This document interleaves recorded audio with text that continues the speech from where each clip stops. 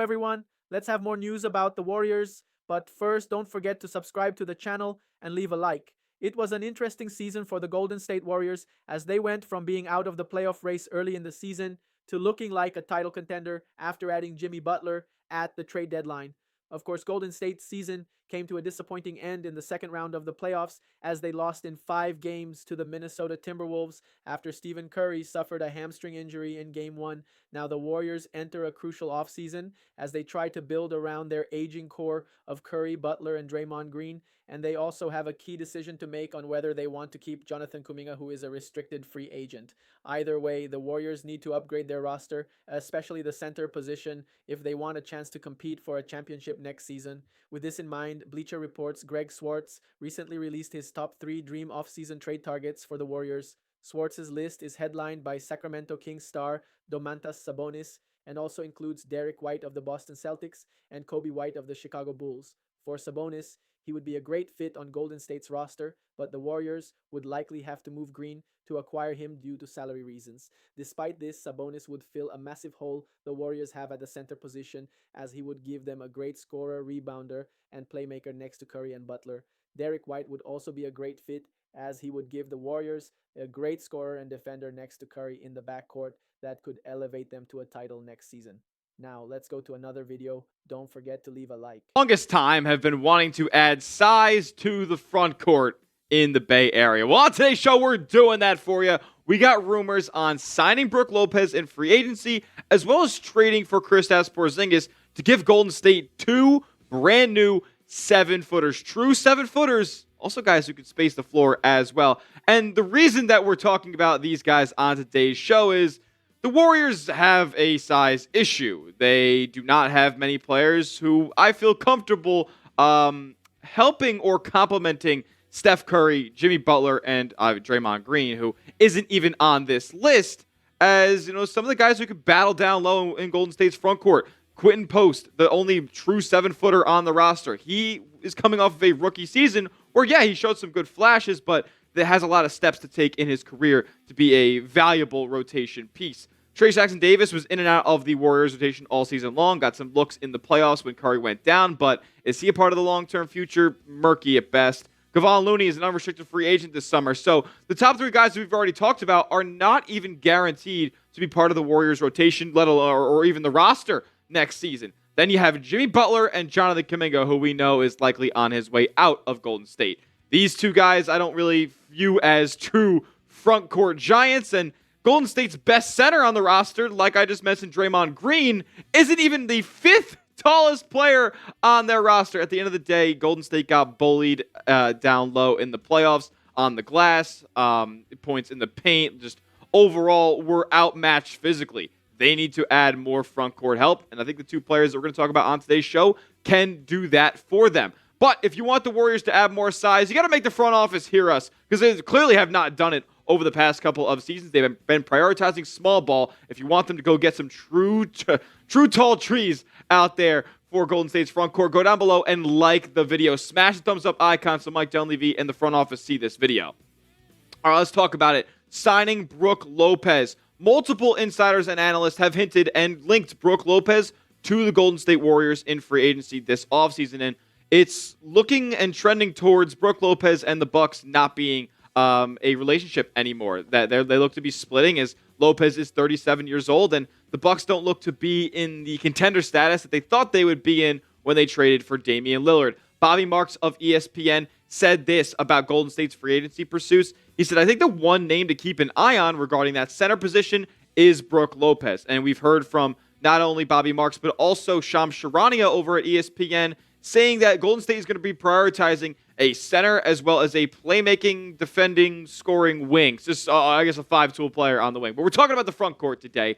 Kevin Pelton, when he ranked all of the free agents for this summer, he listed Golden State as a quote-unquote possible fit for Brook Lopez when he ranked him. So I agree with both of these insiders, because Brook Lopez seamlessly fits in Golden State's offense as somebody who can be a pick-and-pop threat, a solid rim protector down low. Look, is he a mobile big man, especially at age 37?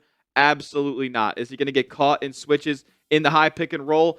yeah, I'm sure teams are going to target him on the defensive end in space. But as a stationary defender, he's still pretty solid, and we know his ability beyond the arc, the way that he was able to kind of transform and revolutionize his career a little bit when he made the move to Milwaukee, becoming an above average to honestly sniping 3-point shooter. Yeah, it hasn't been anything crazy over the last couple of seasons, but we know Brook Lopez, top of the key. If you give it to him on the pick and pop, there's a good chance that shot's going down if he's wide open. He's not necessarily going to be the greatest rebounder, partly because he's not the most mobile player at this point, but he can put up double digits when it comes to scoring the basketball. And Golden State hasn't seen anybody in their front court that can really put up buckets in bunches. Quinn Post, yeah, he can hit a 3 or a 2. But as far as being a true volume scorer, look, Brook Lopez, I'm not asking to put up 20 points, but he can give you 10 to 15 on any given night. And it's going to be on solid efficiencies as well. On catch and shoot threes in 24-25, he shot 38%. So he's never taking bad shots either. That's what we know about Brook Lopez, longtime pro. Like, he's not going to be making bad decisions for you. Yeah, he's going to get caught on the occasional illegal screen, but at the end of the day, he's also one of the best screeners in the NBA. And as far as getting a guy like Steph Curry open, getting Jimmy Butler downhill, that's going to be paramount for Golden State's offensive success. Brook Lopez could absolutely help in that regard. Above the break, he was above league average at 35%. Corner threes, now he didn't take a lot, but he shot a blistering 45%. And we know Golden State plays a 5-out offense. If he gets caught in that corner and he's wide open, he's going to knock it down. And in the paint, he's almost automatic as well, shooting 68% both at the rim and outside of the restricted area as well. If Brook Lopez is in the paint, he has that little push shot. He's got the post hooks. He just has the type of polish that you'd want in a guy who's been in the league for 15 years. Good offensive player, man. I want Brook Lopez to be a part of this Warriors team as potentially the starter or backup big. He's always going to be available. You saw during his stats, he's played 80 and 79 games over the past 2 seasons. Now, how could Brook Lopez become a part of the Golden State Warriors?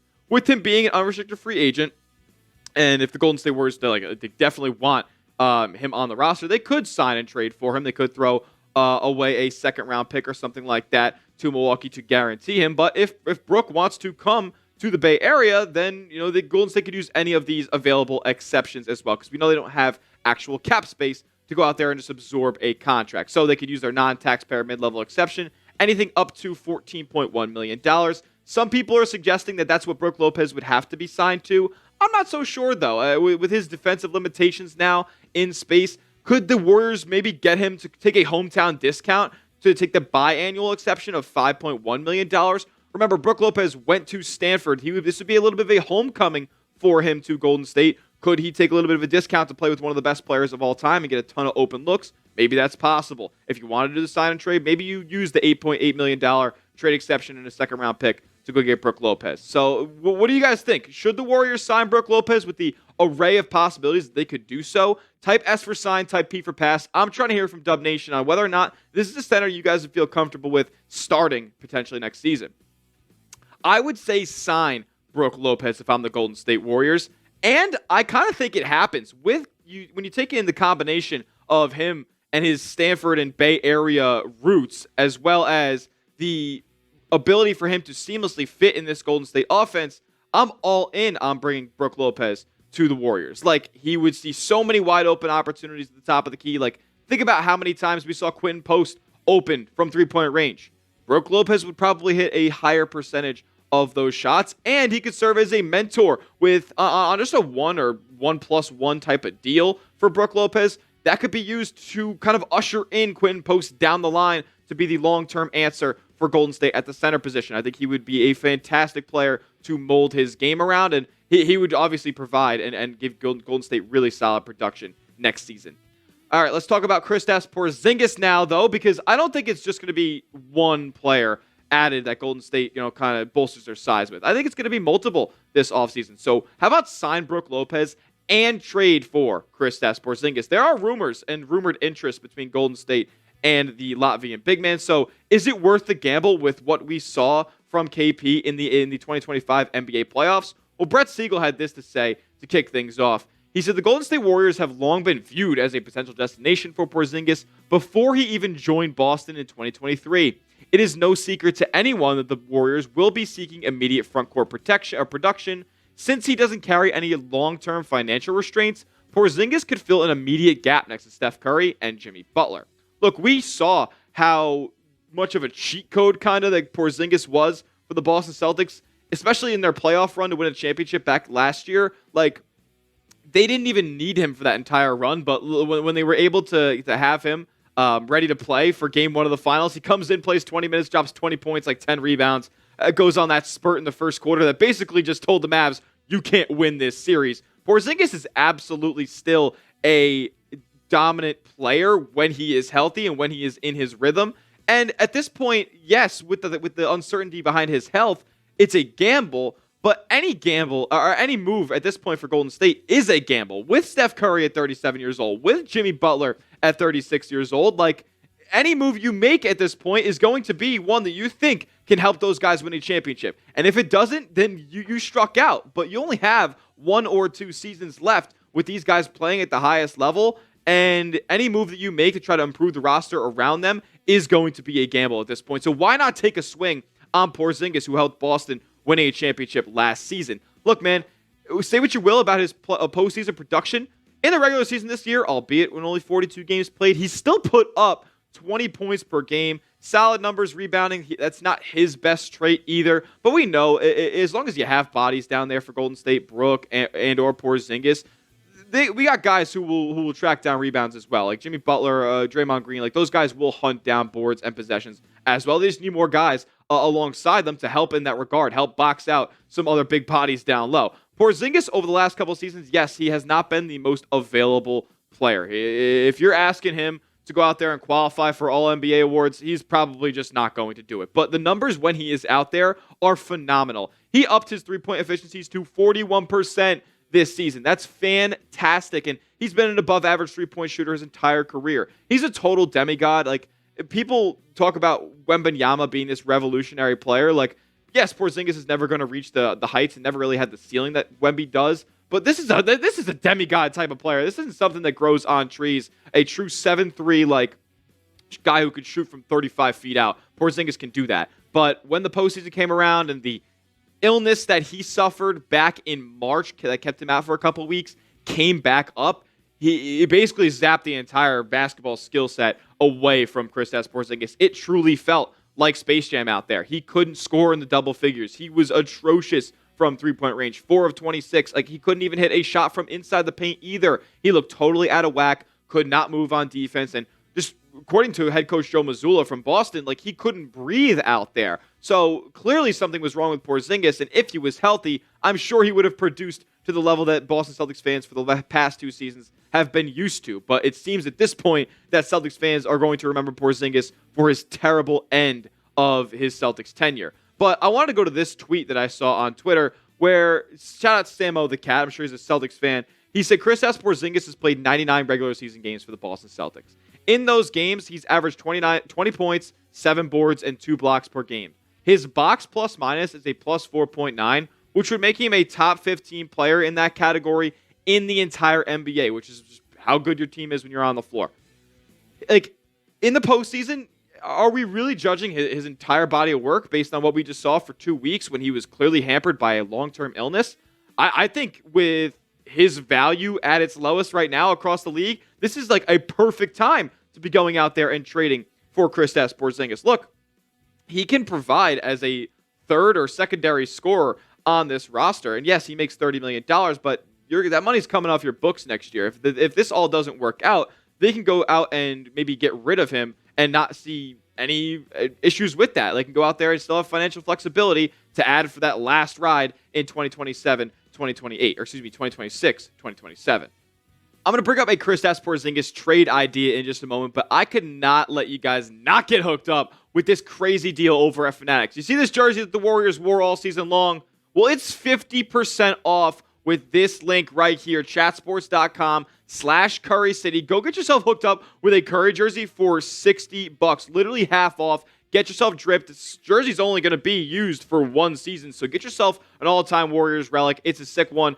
Red, blue, yellow. It looks dope. Get this jersey today at this link right here. I'll put it in the description as well and the comments. Chatsports.com/Curry Santos. Look, at a glance, this is a lot to give up as far as bodies for Golden State. Like, Moses Moody is a player that you just signed to an extension. Like, are you going to see that through at all? It hasn't even kicked in yet. Buddy Hield, who gave you awesome moments this postseason, but we know has shown his inconsistencies. Do you want him to be back next year? He's a great locker room presence as well. People really seem to like him. TJD, I think, is expendable, as well as Guy Santos, but two solid rotation players for Golden State will be going away for Porzingis in the hopes that he is healthy enough to help Golden State in a championship pursuit. So would you make this trade? Let me know down in the comments section. Type A for accept, type D for decline on whether or not you would bring Porzingis to the Bay Area for Moody, Hield, TJD, and Guy Santos. I would accept it. I think the upside on Porzingis is enough, especially on an expiring deal, where if it doesn't work out, you have more flexibility for next offseason. I do think that this is something that Golden State could explore with, and maybe it's possible with a third. As a starter.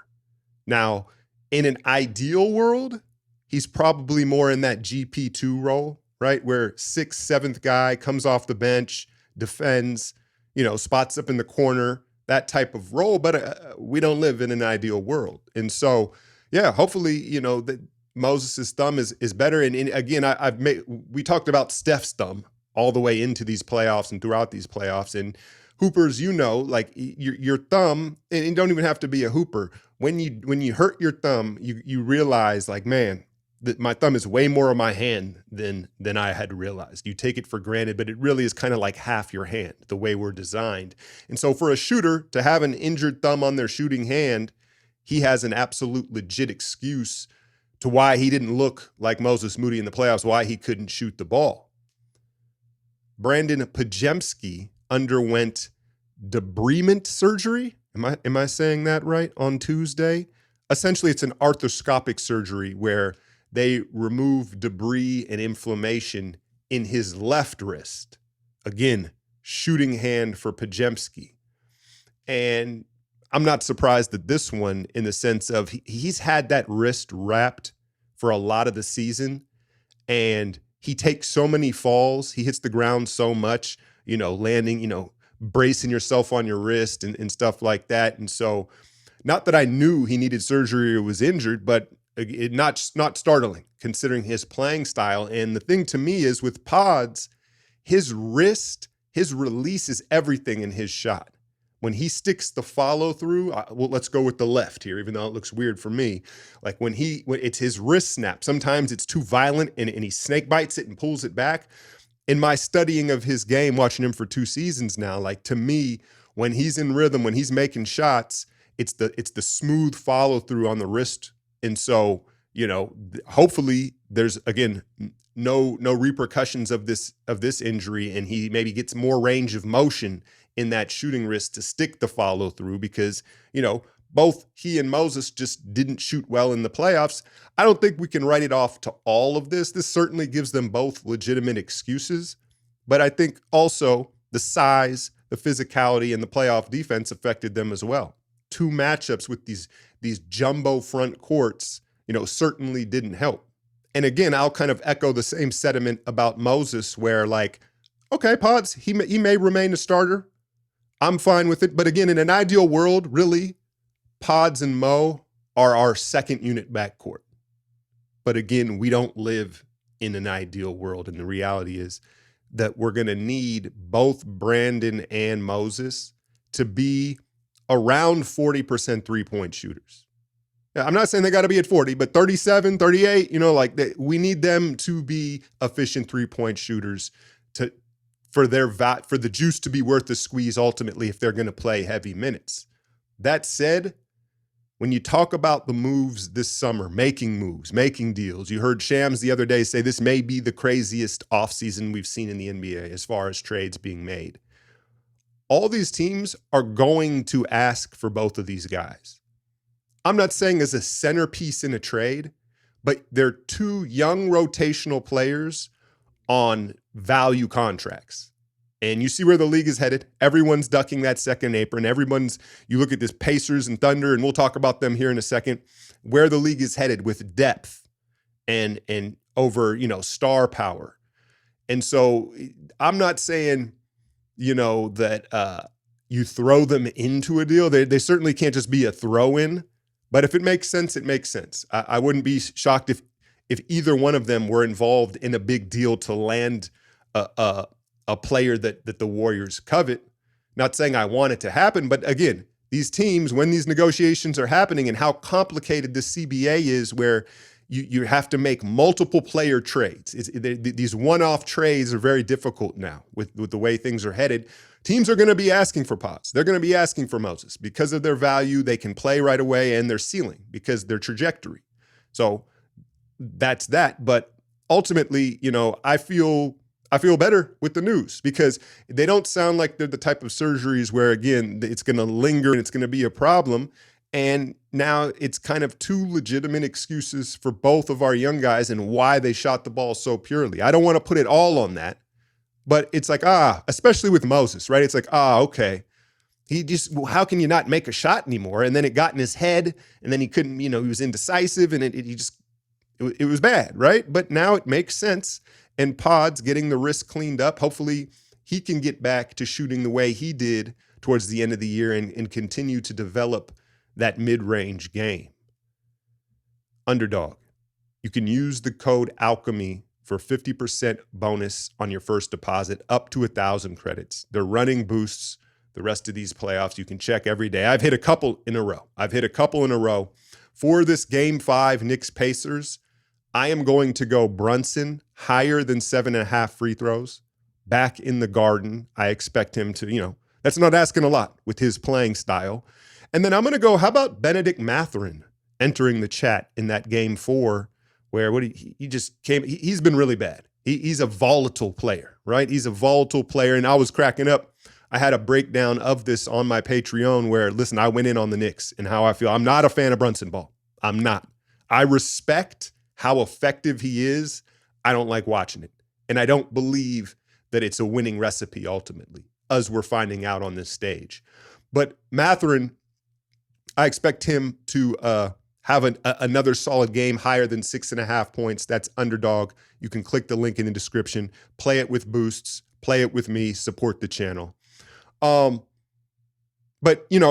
part of my takeaway in this Knicks series is the team's personality, any team's personality, their identity is ultimately going to be formed by their best player.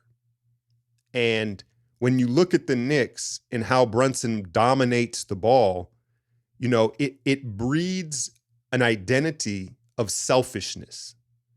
And they don't really have any, as Steve Kerr would call them, connectors. Josh Hart is really their only connector. Everyone else is a finisher and a scorer in mentality. And when Brunson plays the way he does, where he's constantly looking for his, again, it becomes contagious. And so when OG gets the ball, when Cat gets the ball, when McBride gets the ball, they're looking for theirs because that's the identity they've formed. They're not looking to make the extra pass. And as you get further along in the playoffs and the familiarity builds with each game, it becomes super difficult. Defensively, Cat and Brunson, I don't know if you have an answer for that long term. You can say it's fatigue, but ultimately you got Brunson basically running away from switching, tagging and just getting caught in no man's land. Cat with his feet in cement when guys turn the corner. I don't know how you're going to stop this high-powered offense that way, right? And then in contrast, you look at Halliburton, the ultimate connector in today's game. He's a savant, man. And listen, when he had that hamstring injury last season, I remember at one point having the take like, dude, he might be, when we look at these Supermaxes, he might be one of the worst that got the 200 plus, because after that hamstring injury, he just wasn't the same guy the rest of the year. And it was like, is he going to be not durable? I think he re-aggravated. And you look at his build and stuff, and it was like, he's going to always be kind of chipped up. And it robbed him of his confidence and aggression. But clearly he's gotten it back. And you have to admire, I really just love the Pacers style of basketball, but I've never seen a guy leave his feet more to make a pass and get away with it. And you've heard him say like he practices it. Listen, all these De'Aaron Fox, John Morant, with their verticality and their athleticism, all these guys could practice it and get the skill of it down. But what you can't teach is the timing and the processing of Halliburton, the feel, if you will, right? That's just a God-given trait that Halliburton has, because when he gets in the air, he has basically two reads when he's in the air. He knows one read he wants to go, and then he's got a second one. And so a lot of the time you see him kind of get in the air, double clutch the ball. The first read isn't there, and then he pings the second read right on target. So the 15 assists, no turnovers. And again, back to the identity of the Pacers, because their best player is always looking to make the basketball play and the quick pass, they all do eventually, right? They all start to form that identity, and the ball gets pinged around, and the pace, I mean, I don't know if I've ever seen a team score more off a made basket in like one or two dribbles, 94 feet. Siakam fits perfectly with it, right? And so, yeah, I mean, the Knicks, I wouldn't be surprised if they got this one in the Garden and they just have a heroic effort from Brunson, but ultimately they're not going to get out of this series, and it's a win for basketball. I'm sorry, New York fans. Like, I'm happy that y'all are back relevant and on the stage, but I don't believe in the style of play, and the Pacers winning this series is a win for basketball.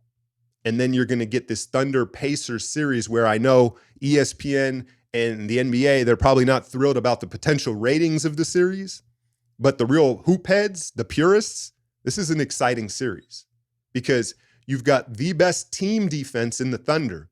They're switching, they're rotating, it's seamless. They're on a string, and they do all you look at the Wolves, you look at the Knicks, and you look at Randall and Naz Reid and Cat and Brent and all these little mistakes that they make in defensive coverage. There's this gray area of stuff that you can't really coach into a player. They kind of just either have a feel for it or not. And the Thunder just have it in spades defensively. Caruso, Chet, Kaysen, all of them, Dort, they have that part of the game that the coach can't explain to you defensively. You just have to know how to do it. You have to distance manage, right? They all have it, and they're all on a string. And so that's why you're seeing, the most devastating defense maybe we've seen of this decade, this era. There's been a few, right? You can correct me if I'm wrong, against, again, this Pacers, the best team offense we've seen in a long time, where you don't know where the attack's coming from. Obviously, Halliburton is the guy down the stretch, and he's hit a bunch of clutch baskets. It could be Nesmith. It could be Siakam. It could be a top and lob from the baseline. And so that contrast of the best team offense versus the best team defense is exciting to me as just a hoop head. And watching to see if Halliburton can decipher this Thunder defense, and is the equalizer to OKC's defense the pace of the Pacers. If they can get it down quick, 2-3 passes, does that eventually wear down this Thunder's defense? So I'm excited. I know I'm getting a little ahead of myself in this finals matchup, but I'm intrigued with it, and I will be covering it on my Patreon as well as the Valkyries. I know I left y'all hanging with that first Liberty matchup. I had to make an executive decision with the help of my patrons. A lot of them wanted me to cover the Knicks-Pacers game, so I vetoed, or I bounced to that instead of that Valkyries Liberty game, seeing as, it looked like it looked like one of them club games you go to where you're like, whoa, like these two teams shouldn't be playing, right? Well, they've got another chance against the defending champion Liberties today in New York. And so I'm curious to see how they respond and if they can make it competitive. But I'll have a breakdown of those two games on the Patreon. Going to cover the finals. And it's a good time for basketball. Again, Underdog, links in the description. My picks have been hitting of late. And as always, hit that like, share, and subscribe. I'm out, y'all.